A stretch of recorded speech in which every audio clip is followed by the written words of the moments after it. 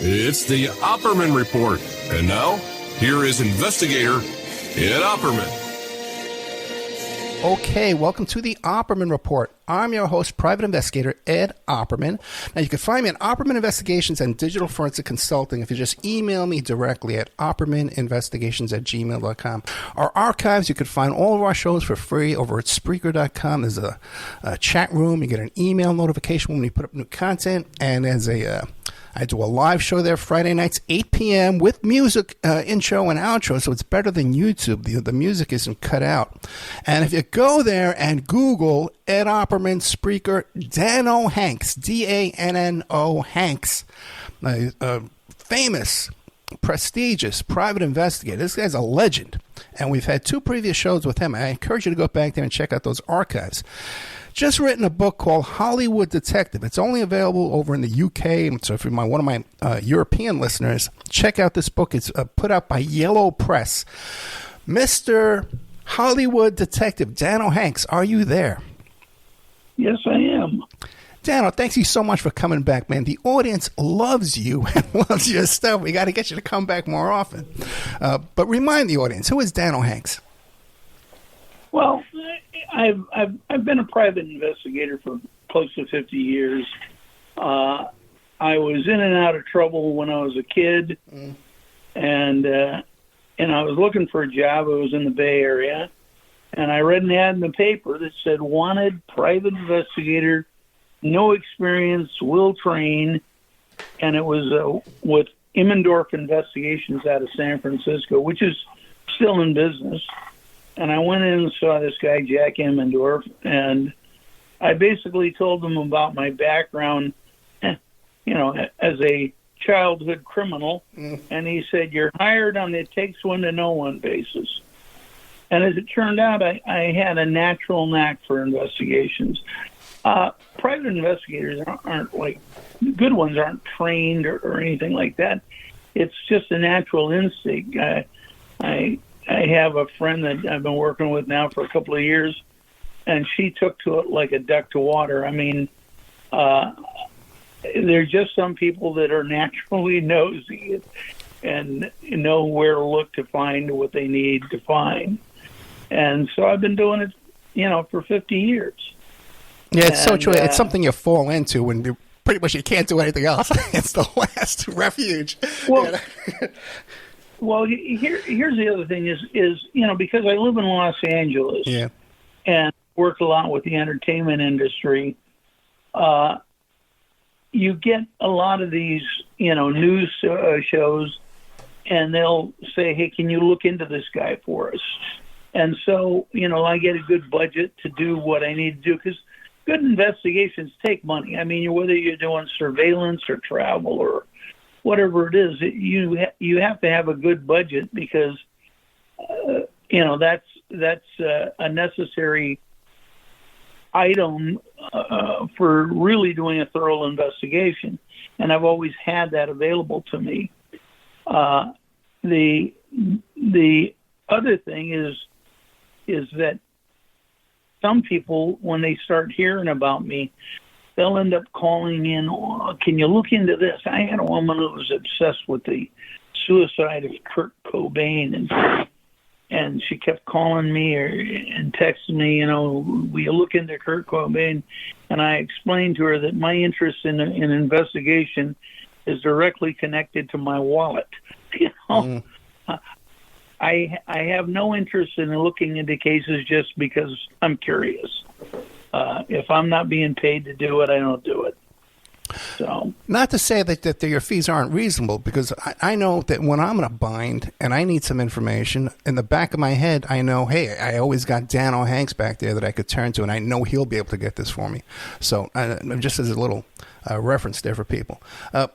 And for the audience to know, the past shows you were on here, you were talking about the Michael Jackson case you worked on, O.J. Simpson, so many very high-profile stuff, right?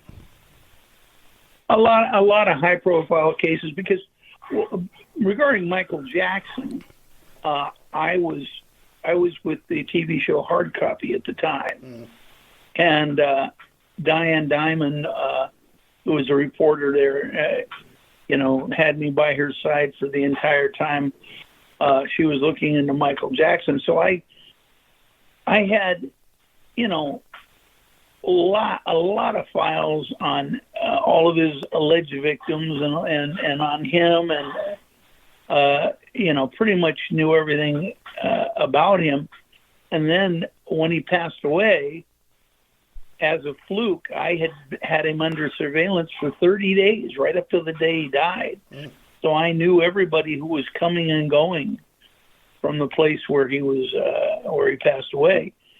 And strangely enough, I ended up getting a call after his death from his mother.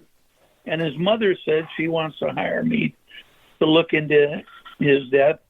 And I said to her, you know who I am, right? And she said, have you ever heard the phrase, keep your friends close and your enemies closer? And so I ended up going to work for Michael Jackson's mother. Wow. But yes, I've been involved in a lot of high-profile celebrity cases, and it probably wouldn't be so if I, lived in Podunk, Iowa, or someplace like that. Los Angeles, just everything lands in the news when it involves a celebrity. I'll give the audience another example. One day I'm chatting on the phone with Danno Hanks, and he says, "Oh, Ed, I gotta go." There's a new picture out of Ghislaine Maxwell at the In-N-Out Burger. It's just come out.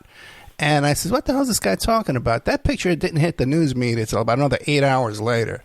So Danno Hanks is on the tip, behind the scenes, on a lot of stuff. And we've discussed, you sent me a whole bunch of documents on Jeffrey Epstein, a whole Google Drive of documents.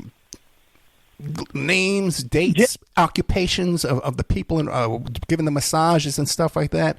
A lot of stuff that later on came out unsealed, or I had years ago. It came from Danno Hanks. Why don't you tell us about your work with the Epstein case? Well, many years ago, I was working with the Daily Mail and the Mail on Sunday. I mean, I'm not always thrilled with tabloid journalism, but sometimes they get it right. Yeah. They do go after legitimate cases. And what had happened is there had been a lawsuit in which many of his victims were just referred to as Jane Does. And one in particular was called Jane Doe 102. And they wanted me to identify Jane Doe 102 and to track her down, see if she would speak to the Mail on Sunday. So they gave me like an unlimited budget, and I went through the transcript for that trial. And in the transcript, they asked her, "How did you meet Jeffrey Epstein?" And she said, "I worked as the towel girl at Mar-a-Lago. And I got the job because my father was the head groundskeeper." And so I call up Mar-a-Lago and I say, "Can I speak to the groundskeeper?" Wow. And they give me, and I get his name. So I ran a profile on him, and his daughter kicked out. And it showed that she was currently living in Australia. And she was on, at that time it wasn't Facebook, it was MySpace. She was on MySpace chatting with her grandmother all the time and talking about, her life in Australia and how she was now happily married and all that. So I sent a reporter, I sent an Australian investigator to determine if she was in that town. And one of the clues was that she had told her grandmother, "I opened up a cupcake shop." And I'm thinking, this tiny town, how many cupcake shops could there be there? So my investigator in Australia went there, and there was only one cupcake shop, and she was there. So then I was able to send a reporter down. And she opened up right away and produced the now famous photo of her and the prince together with Ghislaine Maxwell. and then agreed to come back and testify. And that opened up a whole can of worms, because she started giving us all kinds of information that had never before been released. We were able to go and get his flight log and get his his manifest for everybody had gone down to his island. A ton of information. Yeah, people need to understand real quick. This well-known Epstein survivor, this teen victim, okay, is now a very well-known. She's very well-known now, but she wasn't until Mr. Danno Hanks found her. And so there's a lot of information, a lot of lawsuits that we would not know about if it were not for this original work, the grunt work, way back at the start. And by the way, too, he sent me, I have pictures, Danno sent me pictures of this woman's husband. I've never seen another picture of this guy anywhere, okay, except for the file that Danno sent to me. But Danno Hanks, what about the flight logs? There is some question about, hey, who originally found the flight logs and obtained the flight logs?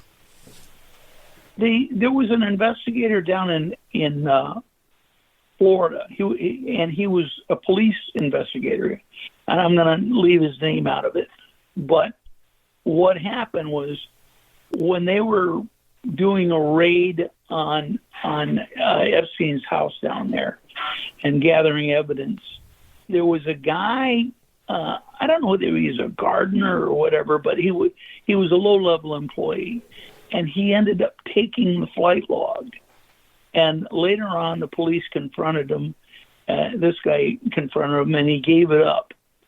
And that guy was willing to sell me the flight log, but he didn't want the money showing as going from a tabloid to him, and it was kind of interesting. The Mail on Sunday wired me money, and then I wired him money, so it showed that the money was coming from me, and we dummied it up so it looked like it was some sort of eBay purchase for some Mickey Mouse thing, but he wanted to keep his name completely out of it. But I got a copy of it, and only recently has it been publicly released. I think within the last couple of months, the courts have released it, but I've had it for 15 years. Hey, Danno, what about the school transcripts? I was always fascinated that Jeffrey Epstein, in that same raid, that search warrant execution, that they found he had, from the Royal Palm School, kids' school transcripts. Did you ever get a copy of that and see what's going on with that? I never got those transcripts, because my portion of looking into this kind of ended with the Mail on Sunday, and again, unless I'm getting paid for it, I don't continue getting into it. But yes, his thing for little girls was, he was always looking for girls who had problems at home, right? Or and those transcripts would have notes in them that would show that, because. You're very susceptible to a guy like Epstein if you come from a broken home and you're having problems, and now a guy is going to move you into the lap of luxury, and you don't realize that there's a price to pay for that. And then, that's everybody knows it's called grooming, and that's what they do. Yeah, I had an investigator down there in Florida who worked on this. His first name was Jose. I forget his last name. And he described Epstein driving around the trailer parks in his, Ferrari or his Lamborghini. He was so bold about what he was doing. This guy had no fear. He didn't really hide it too much. I mean, that's the thing. The strange part is I kind of got an insight into the world of pedophiles, because when I was in this last prison stint in Texas, it was in Latuna, the federal prison in Latuna, and a lot of child molesters get sent to that prison. Mm-hmm. And in the cell next to me, I would listen to these 4 pedophiles in that cell, talking at night, trading where were the best parks and schools to hang out, to find little girls. And it made me want to puke. That they end up putting them all in one place. Yep. They do that for their protection, I guess. But in Latuna, 80% of the inmates in Latuna are pedophiles. The other 20 are people that are short timers, and they're pretty sure that they don't want to do anything to harm one of the pedophiles, to screw up their release date or get a new charge on them. So they remain rather safe, but they get the silent treatment. None of the regular inmates are allowed to talk to them, communicate with them in any way, and they're treated harshly by the other inmates if they do. But they put them all in one basket there, and the problem is they trade information with each other. Yeah, and then when they get out, they put them in these halfway houses, and they all have to be within 1,000 yards, 1,000 miles from a school and a church and all these other things. So now they're out in rural areas where the cops can't keep an eye on them. The whole system with policing that situation is just ass backwards. But real quick, one last thing I want to say about this Jeffrey Epstein material that you have. You came to me and you said, Ed, I got terabytes of background Jeffrey Epstein research, and you wanted me to help you sell that. I went to every podcaster, and everybody knows I was talking about this, every author, Twitter expert. Now, one person came back to me and says, hey, Ed, how much does he want? Maybe one or two people came back with, we're interested in really solid, real research, investigation, information. Okay, so take it with a grain of salt when you read these Twitter experts. Well, I actually, I'm kind of glad that didn't happen. Okay. At the time, I was hurting for cash, but I've kind of given up trying to sell, documents that I have. There's a story going around right now that you're going to probably hear in the news within the next couple of weeks regarding O.J. Simpson, that he had a guy with him on the night of the murders of Charlie. Yeah, and apparently, while O.J. was writing his book, he basically confessed to the murders in his book. We have the tapes of him confessing, and he had this guy named Charlie along with him that was driving him around.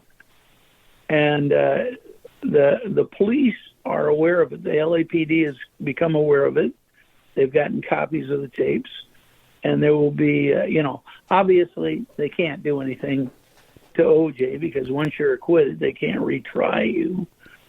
But they want to know more about Charlie. And that guy Charlie actually filed a lawsuit against a Miami publication that wrote that story. Yeah. See, they tried to suck me into that. They tried to do an interview with me to lure Charlie into a lawsuit. Okay, but I got hanky and I said, I'm not going down that road. So that's a whole. Well, he's litigious, but apparently this guy has copies of the tapes and. We're looking into it. But the thing is, I'm kind of out of the tabloid business. Yeah. I mean, I just it's strange. Taylor Swift put out a song about a couple of years ago called "Why You Gotta Be So Mean." I've never seen the tabloid do a story about somebody who rescued a puppy. They always do stories about somebody who killed a puppy, and that's the way it is. And I'm done with that life. I'm 77 years old, and you start thinking at the end of your life, that life is actually too short to spend your time being some kind of a bully or hating people So true, man. People can find Danno Hanks on Facebook. You can find him on Instagram under Danno Hanks. But then, Danno, this book, Hollywood Detective, put out by Yellow Press, that is about your work, your previous work for the tabloids, right? Mostly about it. I started writing my life story almost 20 years ago with my late partner, Fred Vallis. And probably more than 20 years ago. And I started writing it.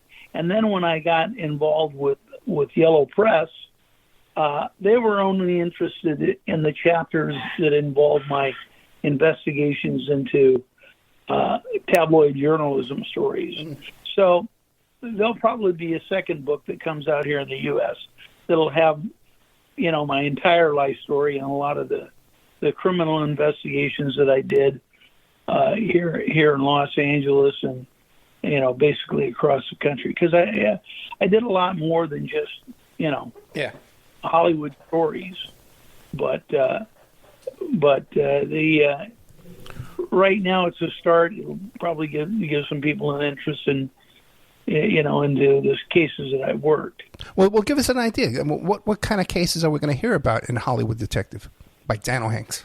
Well, you're going to hear about me looking into, all the famous cases like the O.J. case and the Epstein case and Heidi Fleiss. Everybody knows I'm the guy that tapped her phone. Yeah, I was afraid I couldn't bring that up.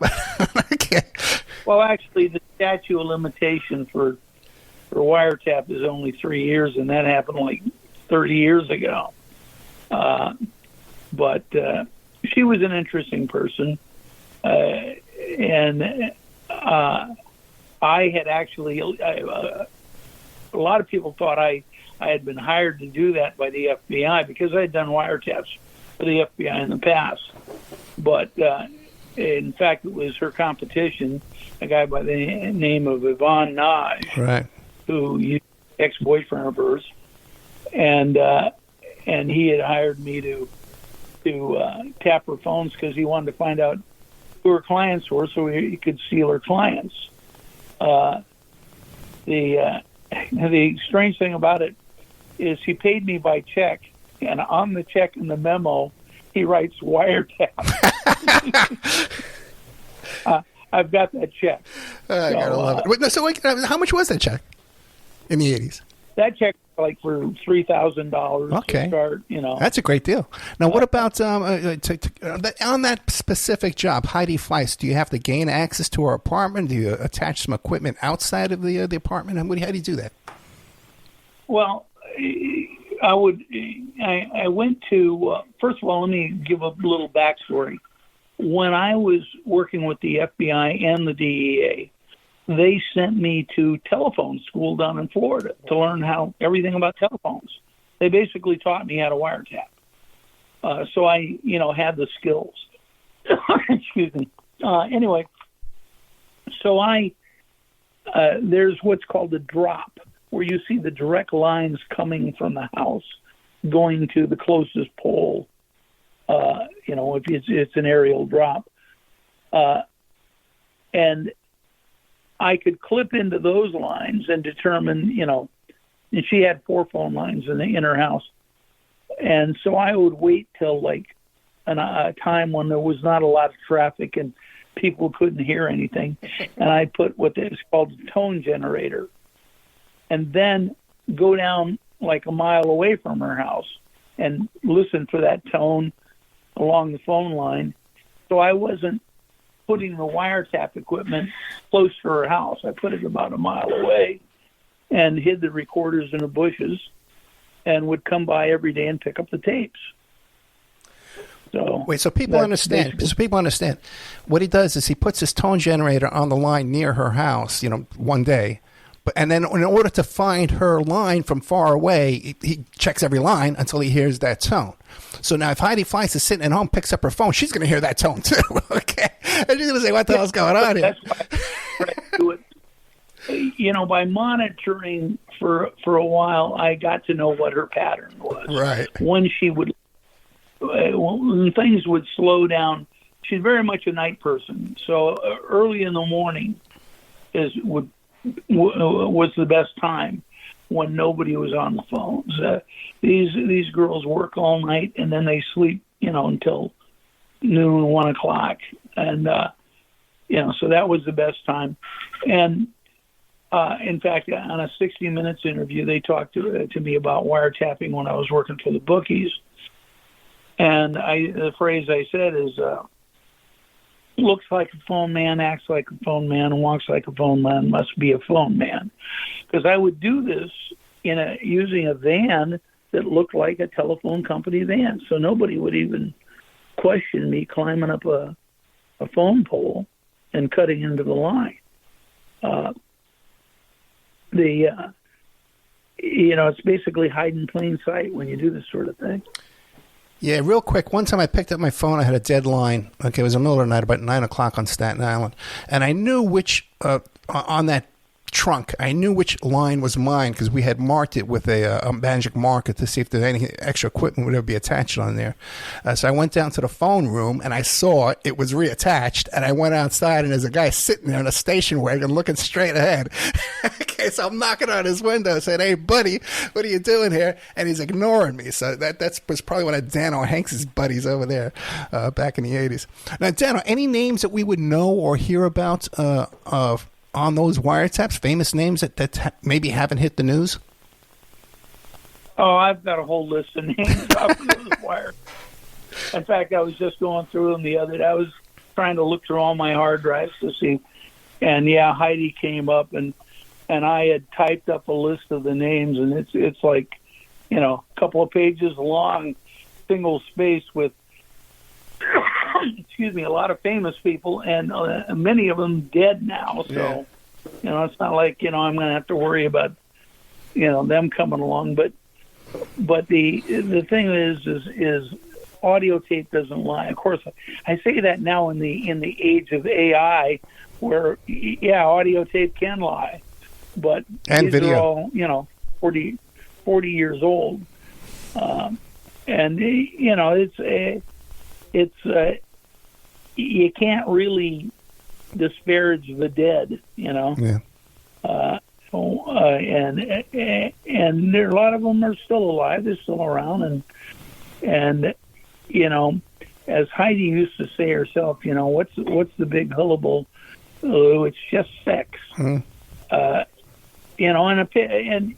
And back 34 years ago, it was scandalous. Now it's like, who cares?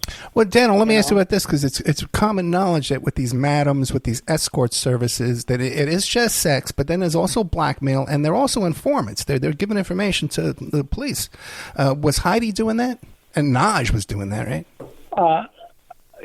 Heidi wasn't doing that, but her mentor, a woman referred to as Madam Alex, who she had worked with before she became a madam herself.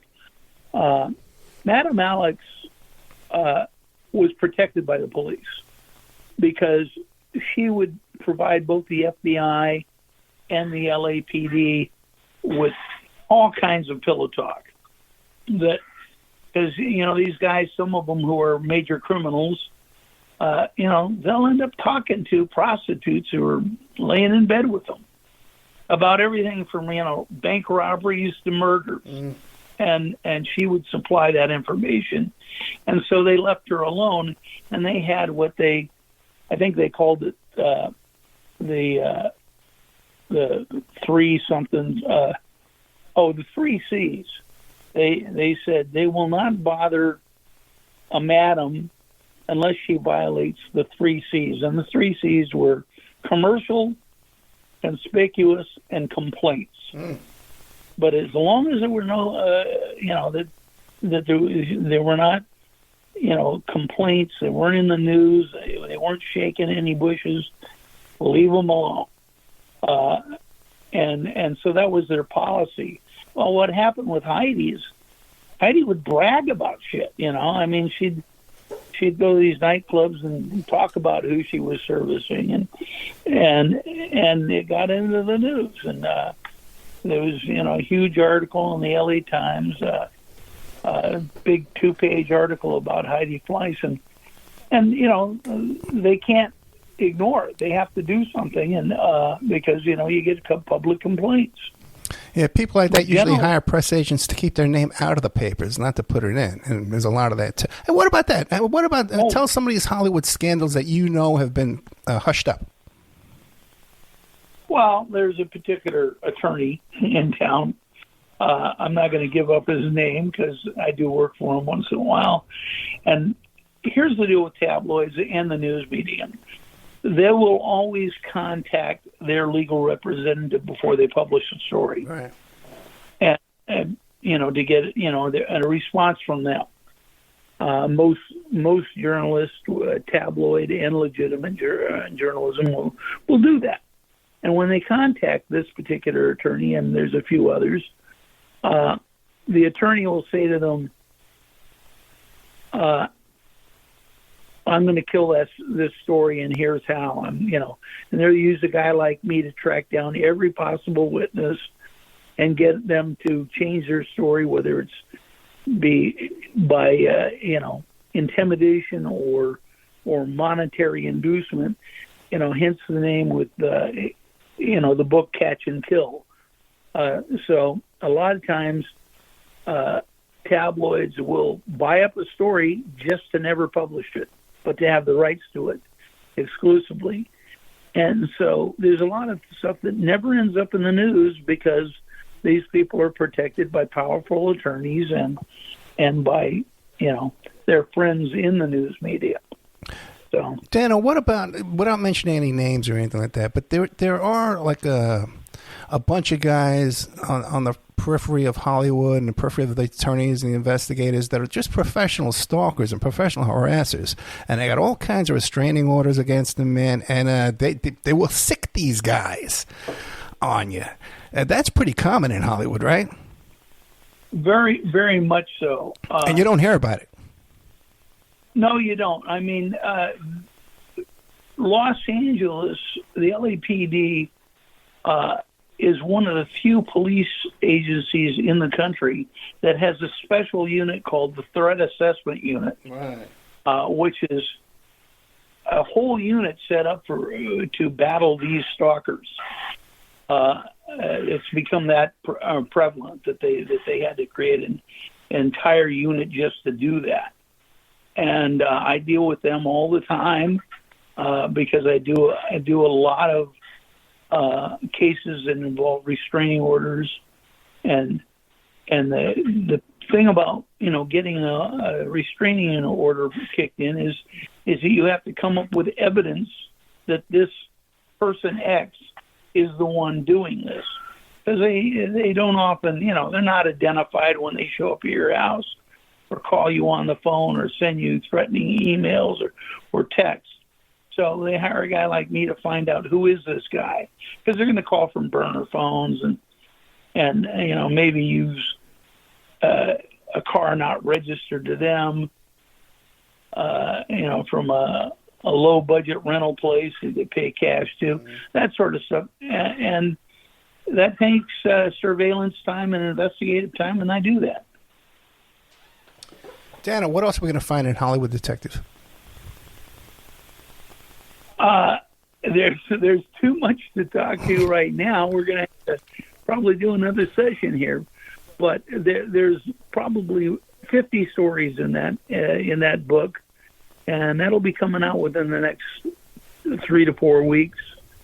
And we'll have a website up, and I'll give you that information when I get it. Yeah, we'll definitely have you back. The book's coming out by Yellow Press, so I'm sure even if you live in the States, or my audience overseas, but I'm sure even if you live in the States, if you contact Yellow Press, they'll send you a copy. They're not going to begrudge you a copy, just charge you extra for the shipping, right? Okay. So, Dan, I'll probably get a copy of a bunch of the books in the mail. Yeah, I hope I get a copy. Man, we get an autographed copy. My Mr. Danno Hanks. Now, what are you working on in the future? Anything coming up? I'm actually producing a movie with John Cleese, and that's currently in the works. He's here in Los Angeles. He and I became pretty good buddies during the course of me going to the UK last year to testify for Prince Harry. about how tabloids do their business. And so, we're going to be putting that show together. And I just kind of fell into it. I went there. I met John about 3-4 years ago when we were dealing with his lawyers about how the tabloids had used my data to stalk him, and we became friends.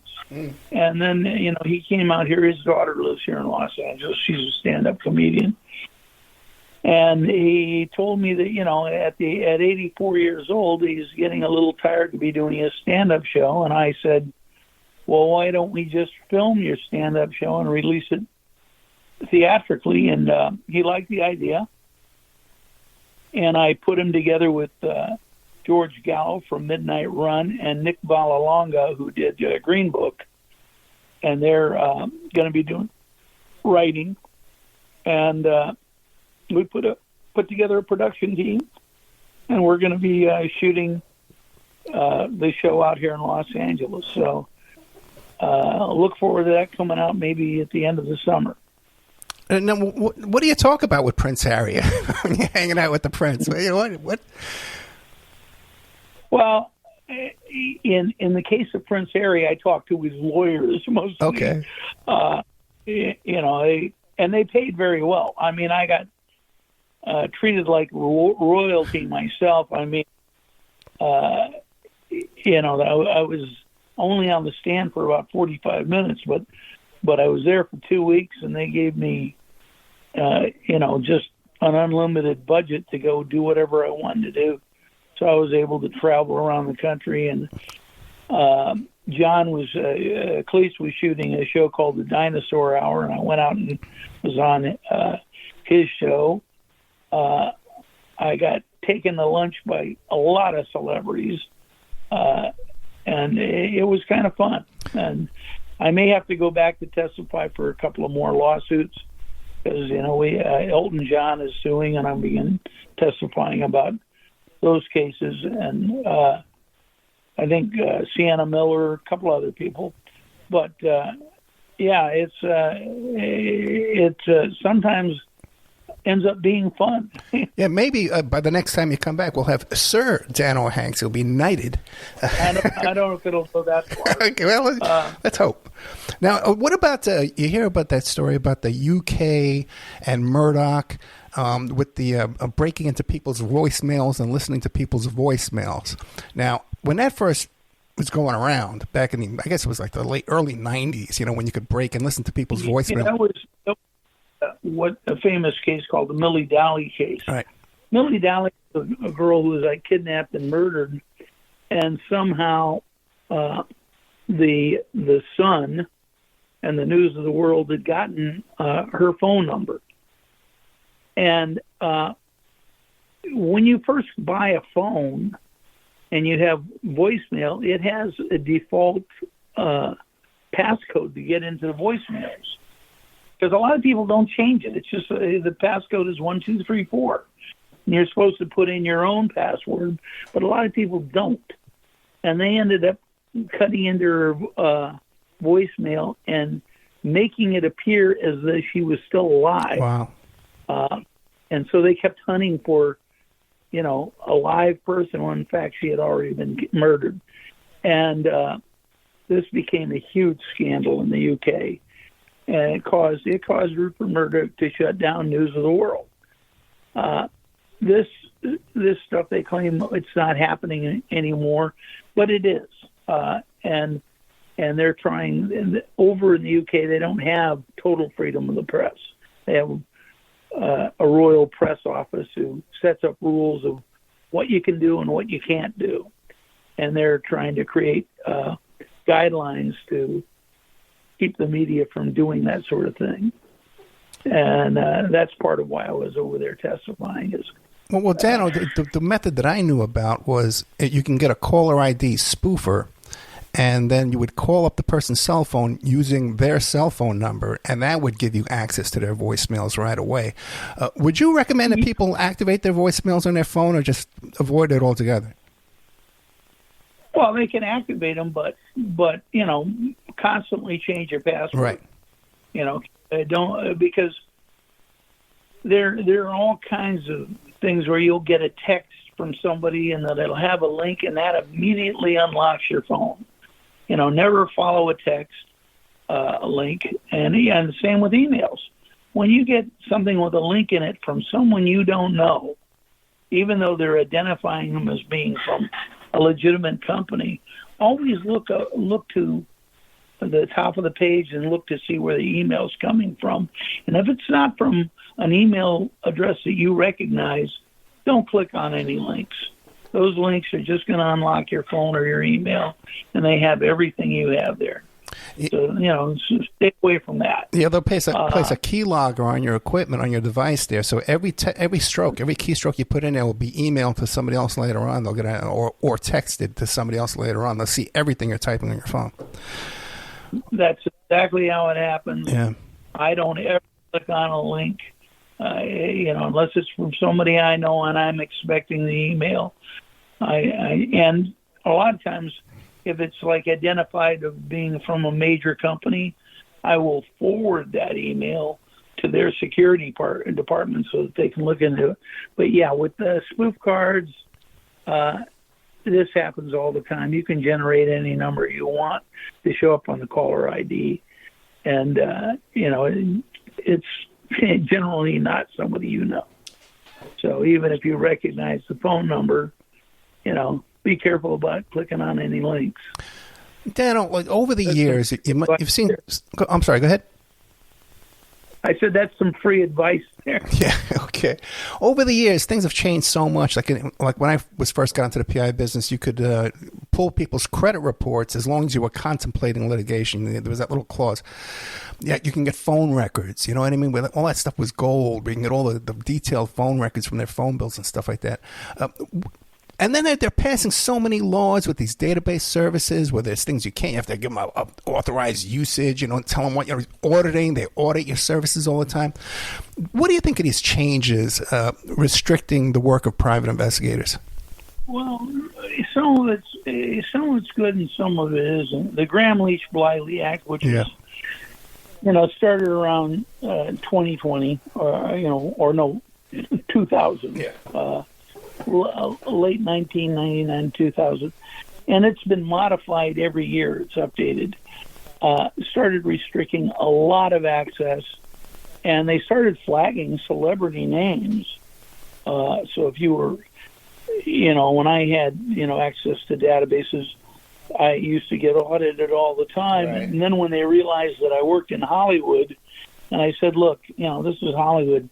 Celebrities sue each other all the time, and I work for attorneys that are involved in those cases. So they stopped auditing me. But yes, those audits continued. We lost access. A company down in Florida called Action Research got shut down. Yeah, HP, the HP scandal. Yeah, with Carly Fiorini. Yeah. Well, yeah, and the strange thing about it is, after they shut that down, my number one client was the FBI, and so now the FBI didn't have the tools, because they would often say to themselves, "Okay, if we want to find out something, we have to go to a judge for a Title 18 search warrant, and then we contact the phone company, and 3 or 4 days go by."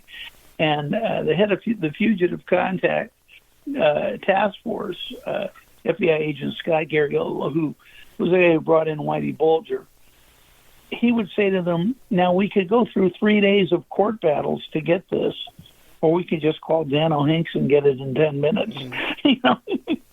So they would pay me to do these searches.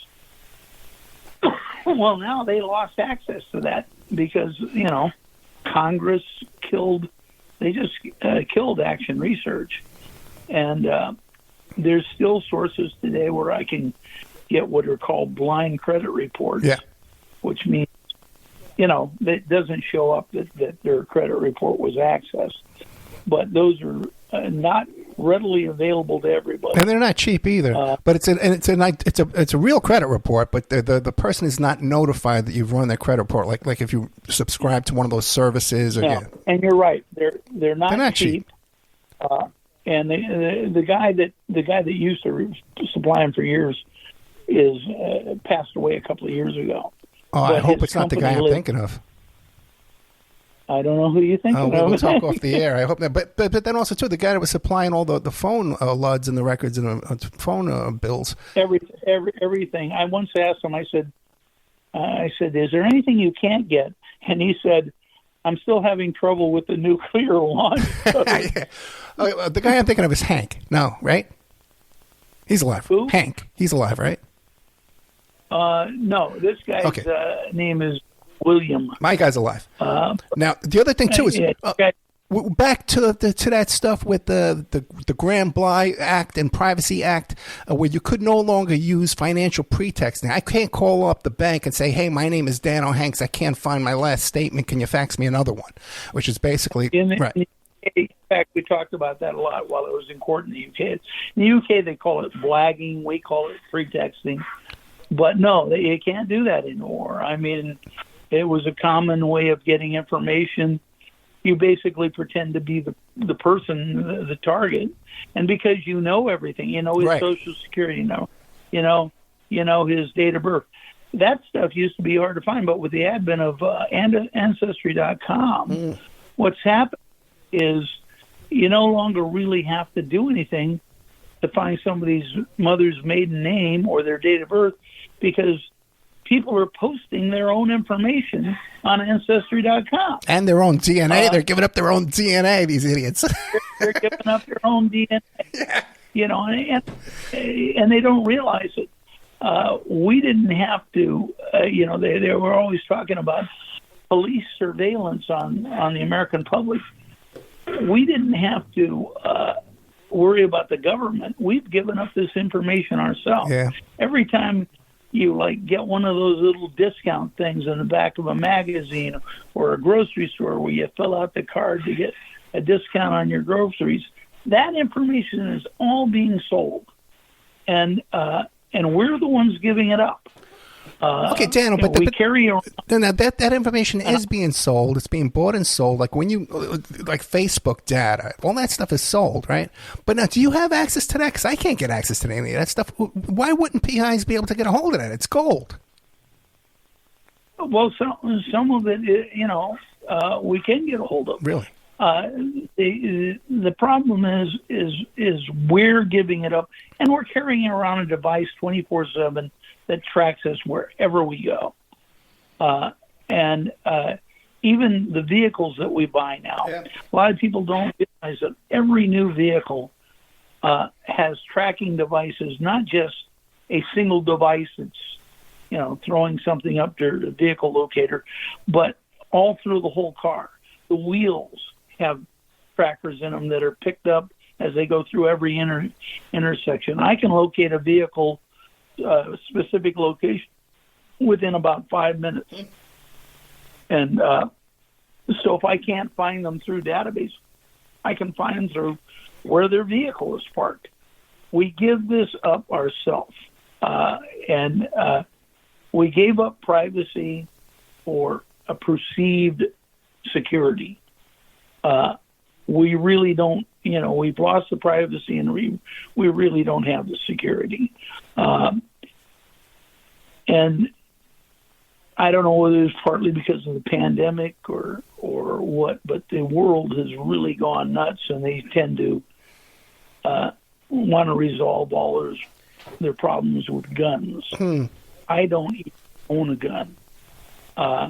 Even if I could legally have one, I don't see any reason to have one. I get along just fine. If I got a problem, the cops show up at my door within minutes. For a guy who's been in prison so many times, I support law enforcement. Danno, you know what? We're out of time, man. We got less than a minute left. Huh? I know, bro. I know.